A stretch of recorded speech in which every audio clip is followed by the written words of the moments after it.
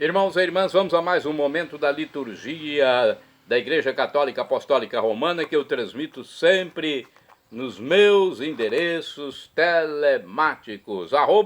Paulo Roberto Maciel, Maciel 7919. Não se esqueça, então, de estar sempre aqui no @Paulo Roberto Maciel 6 / repórterpaulomaciel.blogspot.com, facebook.com/Paulo Maciel da Rádio. Endereço geral Paulo Roberto Maciel. Neste vídeo, a liturgia referente ao domingo, dia 8 de março de 2026. Terceira semana da Quaresma, ano litúrgico A, a cor dos paramentos litúrgicos é roxa, conforme eu estou simbolizando com este lenço no pescoço. No rito temos a missa própria com o creio e o prefácio próprio. Eu sou leitor e animador litúrgico na Igreja Central de Colatina. Primeira leitura é a leitura do livro do Êxodo, capítulo 17, versículos do 3º ao 7º. Um resumo desta leitura. Deus é a força e a defesa do povo que caminha no deserto, apesar de ele não demonstrar gratidão pela ação libertadora do Senhor. Às vezes nós, povo, não mostramos a gratidão pelo que recebemos. Leitura, então, de Êxodo 17, versículos do 3º ao 7º. Naqueles dias o povo sedento de água murmurava contra Moisés e dizia: por que nos fizeste sair do Egito? Foi para nos fazer morrer de sede, a nós, nossos filhos e nosso gado. Moisés clamou ao Senhor, dizendo: que farei por este povo? Por pouco não me apedrejam. O Senhor disse a Moisés: passa adiante do povo e leva contigo alguns anciãos de Israel. Toma a tua vara com que feriste o rio Nilo e vai. Eu estarei lá diante de ti sobre o rochedo no monte Horebe. Ferirás a pedra e dela sairá água para o povo beber. Moisés assim fez na presença dos anciãos de Israel, e deu àquele lugar o nome de Massa e Meriba, por causa da disputa dos filhos de Israel e porque tentaram o Senhor, dizendo: o Senhor está no meio de nós ou não? Palavra do Senhor, graças a Deus. Agora o salmo responsorial é o Salmo 94 na Bíblia Vulgata, ou 95 na de Jerusalém. Versículos 1º, 2º, 6º ao 7º, 8º ao 9º, refrão, versículo 8º. Hoje não fecheis o vosso coração, mas ouvi a voz do Senhor. Repitamos. Hoje não fecheis o vosso coração, mas ouvi a voz do Senhor. Vinde e exultemos de alegria no Senhor, aclamemos o rochedo que nos salva.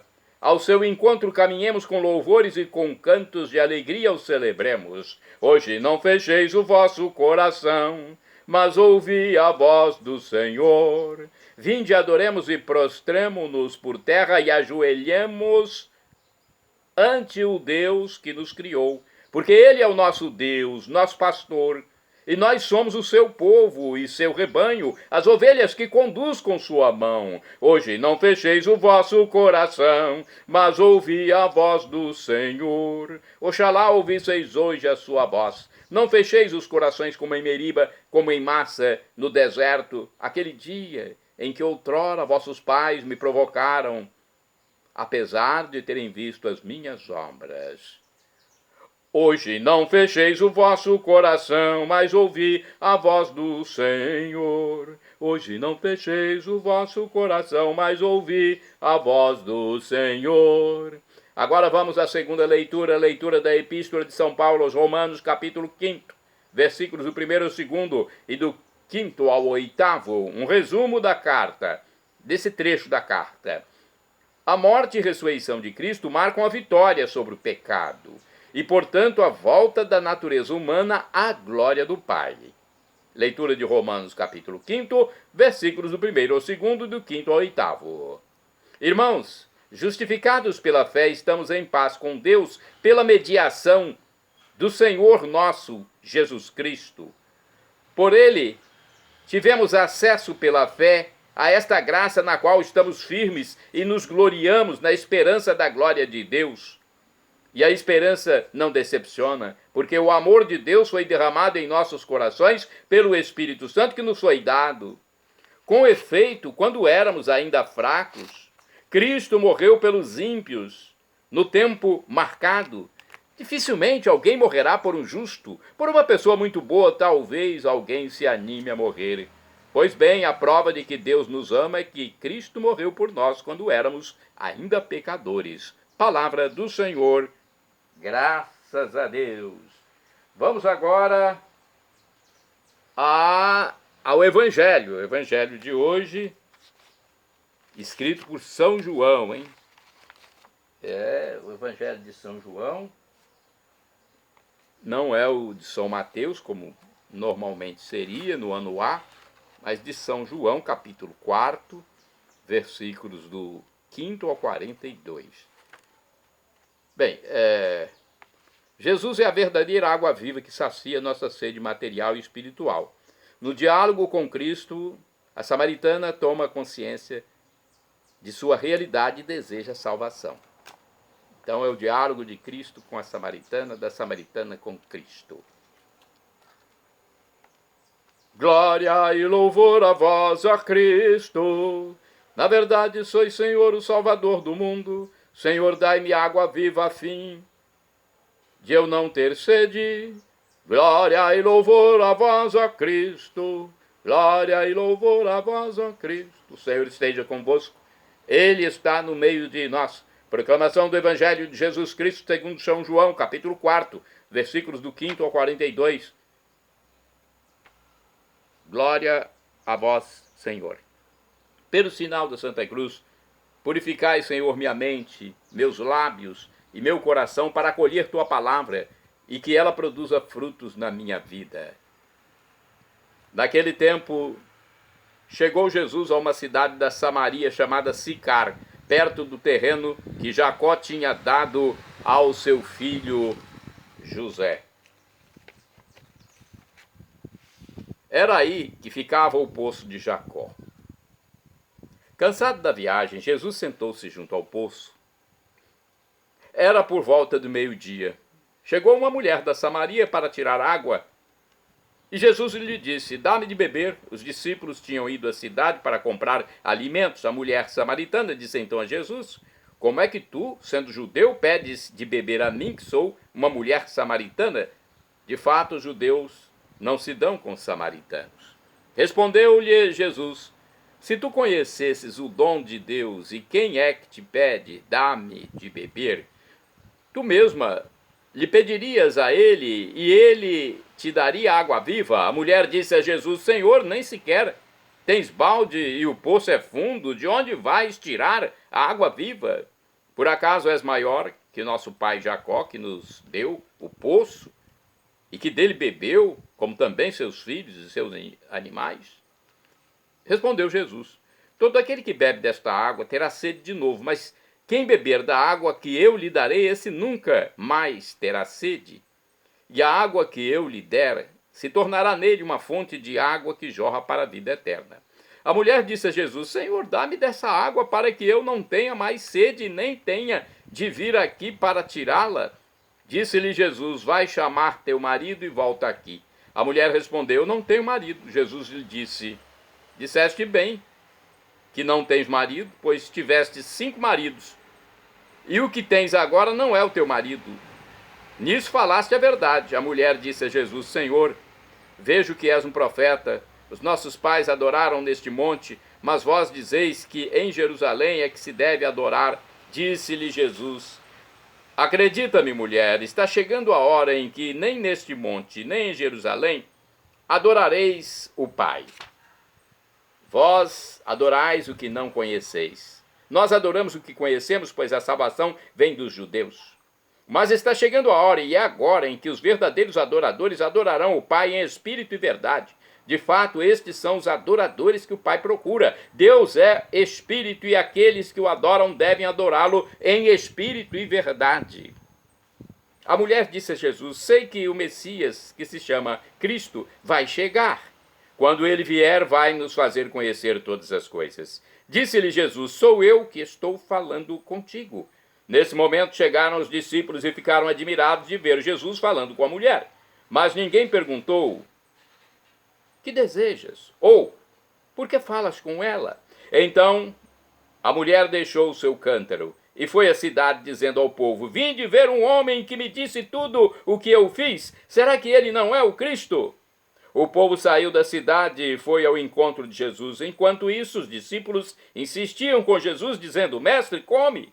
Jesus, porém, disse-lhes: eu tenho um alimento para comer que vós não conheceis.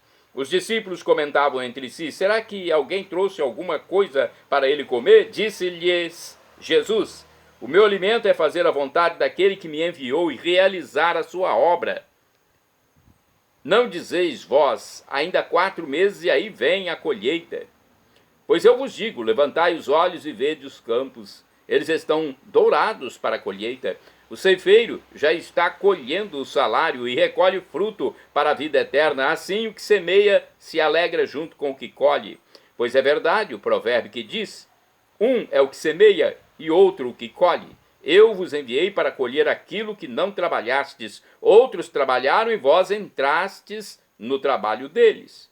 Muitos samaritanos daquela cidade abraçaram a fé em Jesus por causa da palavra da mulher que testemunhava: ele me disse tudo o que eu fiz. Por isso os samaritanos vieram ao encontro de Jesus e pediram que permanecesse com eles.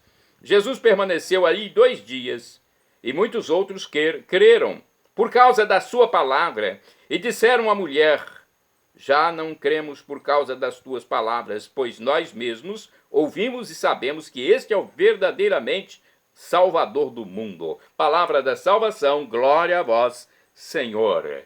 Ora, as leituras de hoje nos convidam a reconhecer a ação libertadora de Deus e render graças pela nossa condição. Assim como o Pai libertou o povo de Israel no Egito e os acompanhou no deserto, Jesus, que nos libertou do pecado, nos acompanha no caminho rumo ao reino. O Evangelho nos convida também a vencer todos os tipos de preconceitos e discriminações que atrapalham a convivência harmoniosa na sociedade. Recordar que é precisamente através da celebração que o Senhor nos oferece água viva, cuja fonte é Ele mesmo. Olha, temos ainda mais um comentário sobre este Evangelho que está no anuário Folhinha Sagrado Coração de Jesus. Vamos todos à fonte de água viva. Olha, é do padre Marcos Ramalho essa reflexão. Para além das necessidades mais imediatas, cada ser humano carrega consigo uma sede profunda por uma vida mais plena, significativa e feliz. Por isso a Igreja sempre reitera: somente um verdadeiro encontro com Jesus pode saciar essa sede mais profunda. Aquele que beber da água que eu lhe der nunca mais terá sede. João capítulo 4. É bom recordar também outro ensinamento de Jesus. Com frequência, o Mestre exortava seus ouvintes a buscarem primeiramente o reino de Deus, pois somente assim todo o resto, nossas lutas, nossos trabalhos e nossas conquistas, pode encontrar o seu verdadeiro lugar e ganhar pleno sentido. Mateus capítulo 6, versículos de 25 a 33. Peçamos, pois, a graça de colocar Jesus e seu reino no centro de nossas vidas. Agora vamos aos santos do dia. Olha, os santos colocaram Cristo no centro de sua vida. Por isso mesmo foram canonizados e hoje nós os veneramos. Santo do dia, dia 8 de março. 8 de março comemoramos São João de Deus.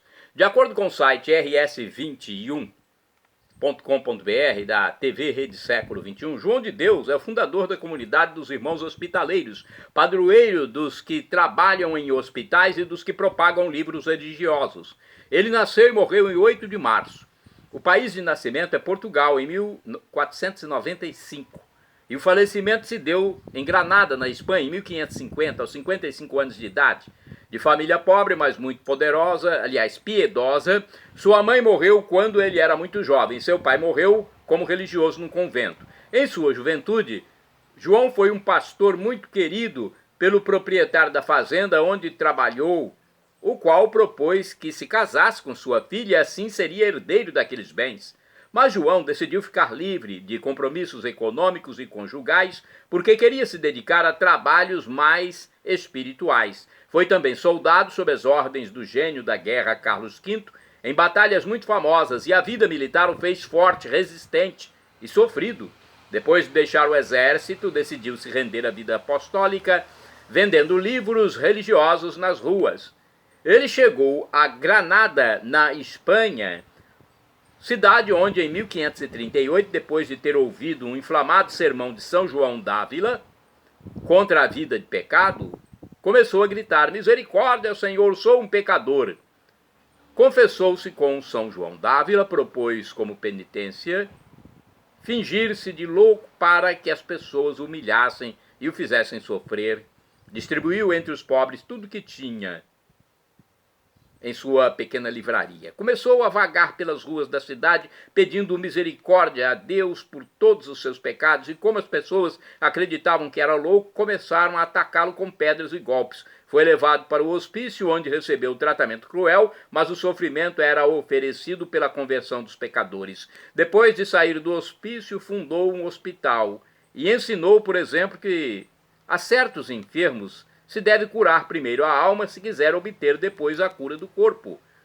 Numa ocasião, o seu hospital se incendiou e, sem questionar-se, João de Deus entrou várias vezes para resgatar pacientes. Quando passou no meio das chamas, não sofreu queimadura, conseguindo salvar a vida de todos os pobres a quem se dedicava com tanto amor. Em 8 de março de 1550, sentindo que se aproximava sua morte, ajoelhou-se e exclamou: Jesus, Jesus, em suas mãos me encomendo. E nesse momento faleceu. Após sua morte, recebeu de Deus muitos milagres para seus devotos e foi declarado santo em 1690. Atualmente, os irmãos hospitaleiros de São João de Deus se dedicam a cuidar dos doentes em suas centenas de casas localizadas em diferentes partes do mundo. São João de Deus, rogai por mim, rogai por nós. Santa do dia 8 de março, Santa Paula Montal Fornés de São José de Calazans. Paula Montal nasceu na vila de Arenys de Mar, perto de Barcelona, na Espanha, em 11 de outubro de 1799, e no mesmo dia recebeu o batismo. Paula passou a infância e a juventude em sua cidade natal, trabalhando desde 10 anos de idade, quando seu pai morreu. O seu lazer era a vida espiritual da sua paróquia, onde se destacou pela devoção à Virgem Maria.